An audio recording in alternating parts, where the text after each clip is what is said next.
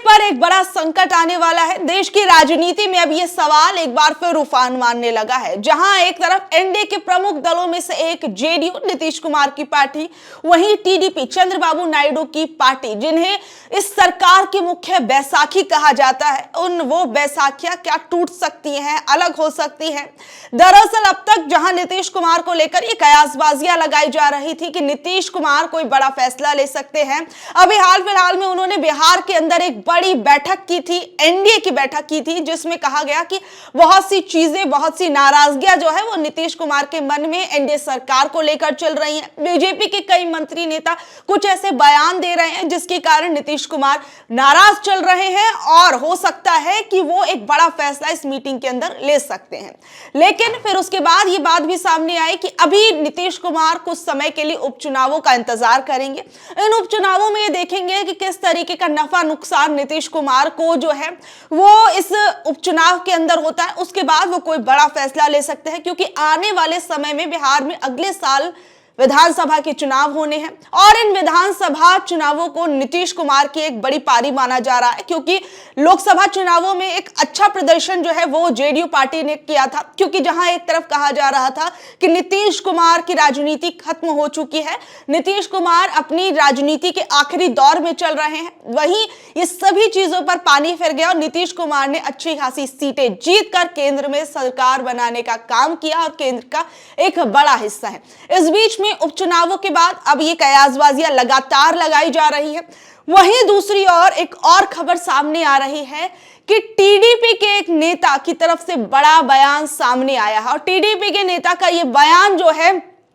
अपने आप में एनडीए सरकार में, या कहे कि मोदी शाह के लिए मुश्किलें खड़ी कर सकता है, बीजेपी के लिए मुश्किलें खड़ी कर सकता है, क्योंकि इस बार जो एनडीए की सरकार है, या कहें बीजेपी ने जो अपनी सरकार अपने सहयोगियों के साथ मिलकर बनाई है, ये बैसाखियों की सरकार है और ये बैसाखियां कभी भी अलग हो सकती हैं, क्योंकि बहुत से मुद्दों पर, बहुत सी चीजों पर इन बैसाखियों का कहा जाए कि बीजेपी पार्टी और जेडीयू और टीडीपी इनका आपस में टकराव होता नजर आया है। बीजेपी के बहुत से मुद्दों पर जो है वो जेडीयू और टीडीपी अलग होते नजर आए हैं,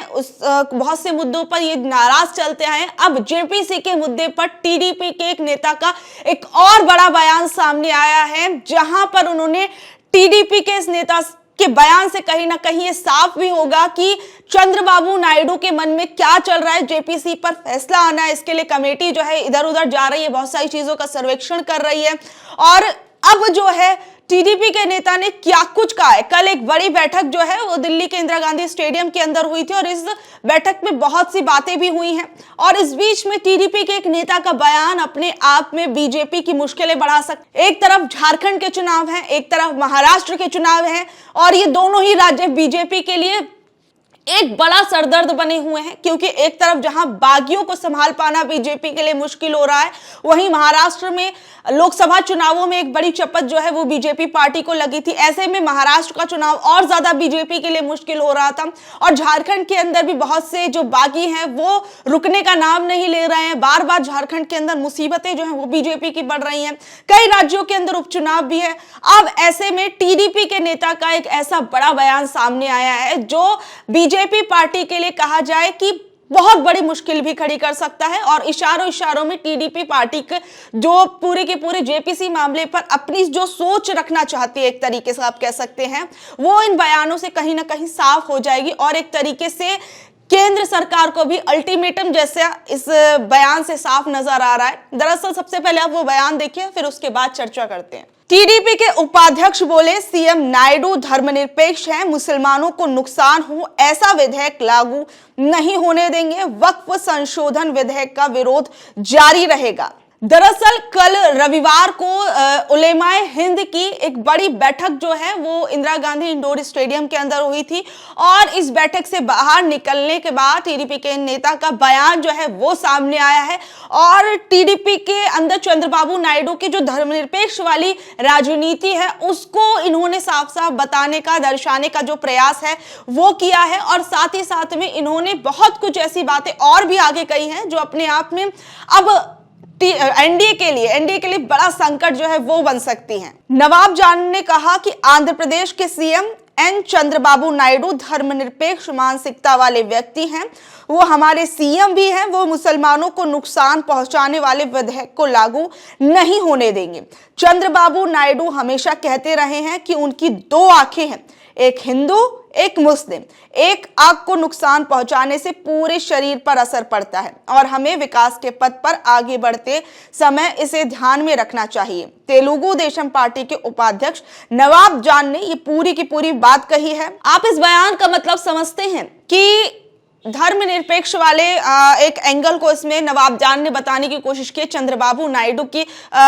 तरफ से कि उनकी दो आंखें हैं, एक हिंदू एक मुस्लिम, यानी वो दोनों धर्मों के लोगों को साथ लेकर चलना चाहते हैं। और कई जो मुस्लिम नेता हैं वो जेपीसी को सही नहीं मान रहे हैं। इसका भारी विरोध जो है वो देखने को मिल रहा है। और कहीं ना कहीं हम देखते हैं कि आंध्र प्रदेश के अंदर किस तरीके से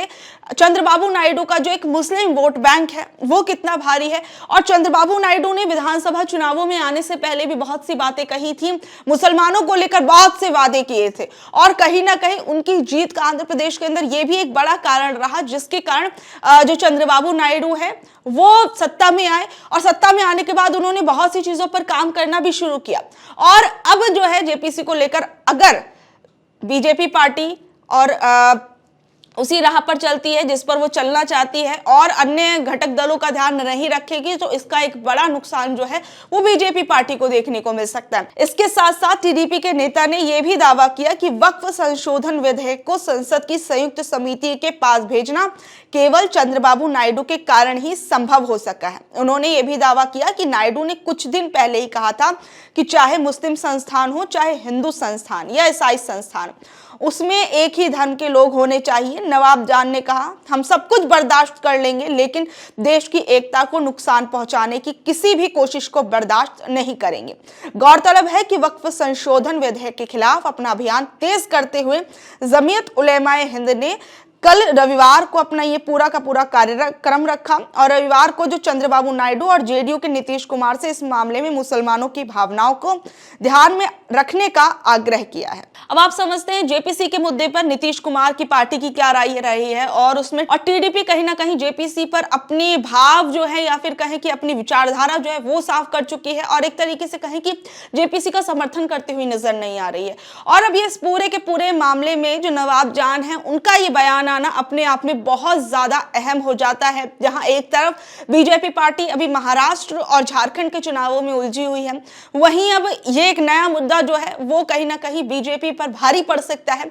और इसीलिए कहा जा रहा है कि एनडीए सरकार पर एक नया संकट जो है वो आ गया है। और इस बीच में जो जेपीसी के अंदर जो पहले की बात थी और जो अब जो नई बातें उसके अंदर इंक्लूड करने की बात कही जा रही है, जरा उस पर भी एक बार ध्यान दीजिए। देखिए, जो वक्फ बोर्ड का पुराना कानून है उसके अंदर जो सेक्शन 40 में रीजन टू बिलीव के तहत अगर वक्फ बोर्ड जो किसी प्रॉपर्टी पर दावा करता है तो उस जमीन पर दावा करने वाले सिर्फ ट्रिब्यूनल में ही अपनी अपील कर सकता है। अब जो नया बिल प्रस्तावित होगा उसके अंदर क्या है कि नए बिल के अनुसार जमीन पर दावा करने वाला ट्रिब्यूनल के अलावा रेवेन्यू कोर्ट, सिविल कोर्ट या हाई कोर्ट में अपनी अपील कर सकेगा, यानी वो किसी भी कोर्ट में जा सकता है। यानी सिर्फ पहले ट्रिब्यूनल कोर्ट तक जाने की ही एक सीमा थी और अब जो है व्यक्ति किसी भी कोर्ट में आगे तक जा सकता है। वक्फ ट्रिब्यूनल का फैसला आखिरी माना जाता था, अब उसे चुनौती नहीं दी जा सकती थी अब तक। और अगर ये नया कानून आ जाता है तो वक्फ ट्रिब्यूनल के फैसले के खिलाफ हाई कोर्ट में अपील की जा सकेगी। किसी जमीन पर मस्जिद हो या उसका उपयोग इस्लामिक उद्देश्यों के लिए हो तो वो ऑटोमेटिक वक्फ की संपत्ति में गिनी जाती थी। अब जो जब तक किसी के वक्फ और नए कानून के तहत जब तक किसी ने वक्फ को दान में जमीन नहीं दी है तो उस पर भले ही मस्जिद बनी हो वो वक्फ की संपत्ति नहीं कहलाएगी। वक्फ बोर्ड में जो महिला और बतौर सदस्य अन्य धर्म के लोगों की एंट्री नहीं होती थी अब तक, तो अगर नया कानून आ जाएगा तो उसके बाद वक्फ बोर्ड में 2 महिलाओं और अन्य धर्म के 2 सदस्यों को एंट्री मिलेगी। ये कुछ अंतर जो है, मुख्य अंतर जो है वो नए और जो पुराने कानून उनके अंदर के मैंने आपको बताया। बहरहाल आप इस पूरी की पूरी खबर को किस तरीके से देखते हैं, नीतीश और चंद्रबाबू नायडू का इस पर क्या कुछ स्टैंड रहेगा और आप लोग क्या कुछ कहेंगे, नीचे दिए गए कमेंट बॉक्स में जरूर बताइएगा। और ऐसे अपडेट से जुड़े रहने के लिए देखते रहिए online news Bharat. Online news Bharat को लाइक करिए, शेयर करिए, सब्सक्राइब करिए। मैं आपके साथ शालिनी, धन्यवाद।